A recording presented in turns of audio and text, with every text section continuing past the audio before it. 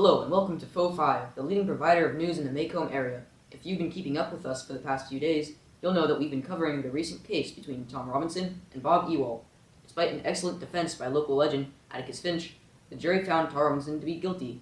Still, they were delayed several hours by an unnamed Mr. Cunningham. If they couldn't track him down, we have Walter Cunningham, one of his close relatives, here to comment on the events that have unfolded. But first, the weather. Jim. Thanks, Cameron. The weather today is cloudy with a strong chance of Nazis in the next few years. Don't be alarmed. Based on the German tracker radar, the storm doesn't seem that severe yet. Thanks, Jim. I'll watch out for those Nazis. Now time for the interview. Welcome, Mr. Cunningham. Hello. So, let's get started. We invited you here because of your connections to the Robinson case. What do you mean? I've been told that one of your family members was on the jury, and opposed the ruling for several hours, while they usually get out in a couple minutes. That's about right. He's one of my cousins, but I'm not going to tell you what his name is, so that he'll be safe. Why not? I've heard that your family tried to lynch him just a few nights before. Well, I wouldn't say that it was lynching. We just tried to scare him a bit. See, the Great Depression caused me to work long hours every day, toiling in the fields until my body ached.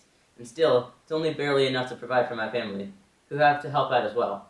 I could have easily gotten a job with the Work Progress Administration under the New Deal policies, but I couldn't leave my family behind. What about taking a loan? Well, I never take what I can't pay back, and with the recent depression, it's not possible to do so. On the occasion that I've employed Mr. Finch for advice on tilling my farm, I couldn't spare any money, and I had to pay him back with my crops. That's strange. Atticus Finch was at the jailhouse as well. Why did you threaten him? Honestly, it's hard to say. I suppose that I'd been upset and how hard my life has been, so when I heard about Tom Robinson and what he did, I couldn't help but feel anger towards him.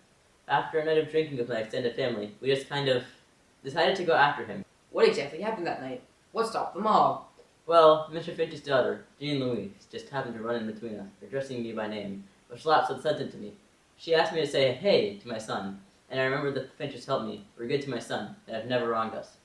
I realized I made a grave mistake. The rest of the boys started feeling the same, so when I decided to go home, they came along with me.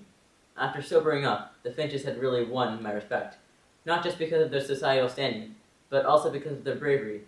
The rest of my family pretty much felt the same, so I'd assume that why my cousin chose to defend Robinson in the end. We Cunninghams always stand behind those who have won respect. Well, that looks like that's all the time we have for today. Thank you for coming out here. Thank you. Bye!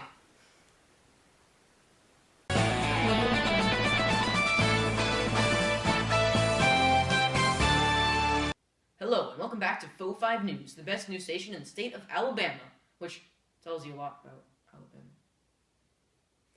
In continuation of our Entrepreneurship in Macomb series, we're going to talk to a successful peach farmer, Walter Cunningham II. But first, the weather.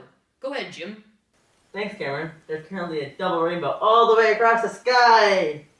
So intense! Cam, it should be a crime not to look at it. Jeremy Finch will prosecute for it. Anyway, there is no possible damage caused by the double rainbow.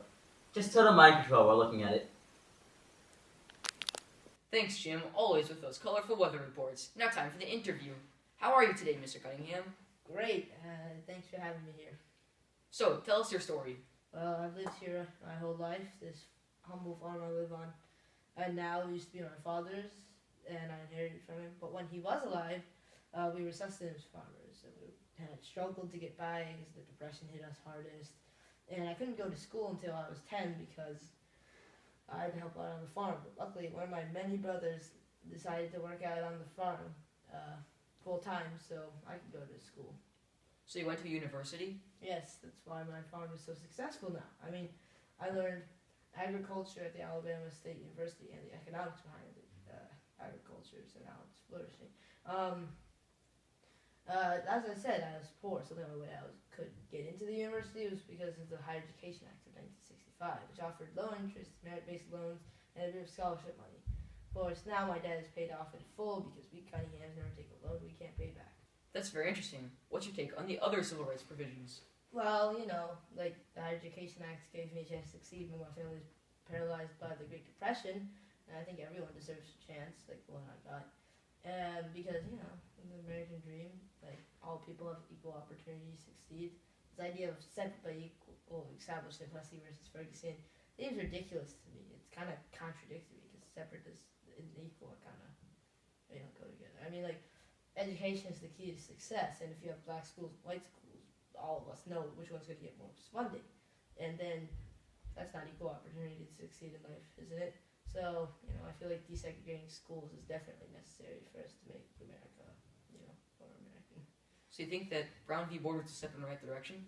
Yes, I think it was a great step in the right direction, and I understand that desegregation is going to be a very difficult process, and the demand for it to be carried out with all deliberate speed is impossible to meet in the near future. I think that many people have the same potential that I have, even if they are colored. So the only way for this American dream to be realized is to set everyone on an equal playing field and give the disadvantaged a helping hand if they are, having trouble.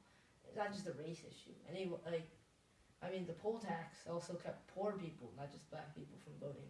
Tell me, how's the rest of your family doing right now? Well, some of them were able to take advantage of the Higher Education Act and get a college degree, whereas others of them were unable to get, get through primary school. However, things aren't looking too bad for any of them. They're all able to work on my wonderful farm, and the children will probably do well off when they grow up and move up the social ladders, as they're getting well fed now. They have enough money. Well, folks, we're out of time for today. Thank you for coming, Mr. Cunningham. No problem. It's my pleasure. Thank you for letting me express my feelings on these troubling matters. If it's any interest to anyone, I actually had a winery built right next to my farm. We make peach cider. Since peach is a cash crop now in Maycomb. So if you're passing through Maycomb, give it a try. Cool Cunningham peach cider. For those of you with a sweet tooth. Yes, at Fox 5 News, we have no shameless product placement.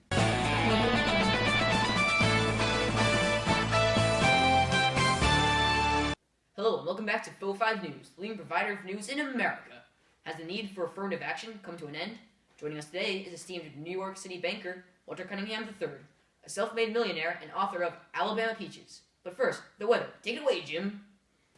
Thanks, Cameron. There's a cold front moving in from New York. Where's the global warming now? I think our scientists and government are lying to us. Thanks, Jim. Now time for the interview. How are you doing today, Mr. Cunningham? I'm doing quite well. So your book details your life growing up on an Alabama farm. Tell us about it. Well, growing up in the Maycomb during this post-civil rights era, I've seen a lot of socioeconomic changes in my community. Many of my poor family members and friends were able to climb up the social ladder, and the minorities in my community were able to get better integrated with the rest of the community. Now, when my father was small, his parents actually ran a sustenance farm, and they were perpetually poor. However, through government programs, he was able to get a university education, which inspired him to grow peaches, a local cash crop that brought my family out of poverty. So what's your take on the racially based affirmative action policies that were legalized by the Regents of the University of California v. Blake? Well, in that period of time, if you looked at the universities, you'd see very few minority students, and only something like 20% of the student body was female. However, affirmative action policies have now solved this problem, and there are actually more women than men in universities, and minorities are fully integrated into the student body. I think that the policies accomplished their purpose, but now they should be ended.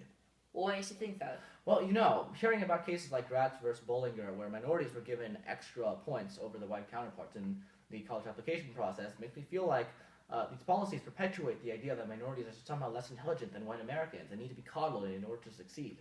Well, some would argue that minorities are still very disadvantaged, and that affirmative action is necessary to mitigate the white privilege. Well, I think this is nonsense. It's true that economic distribution is unequal, and it never will be in a capitalist system. But the American dream is about equal opportunity.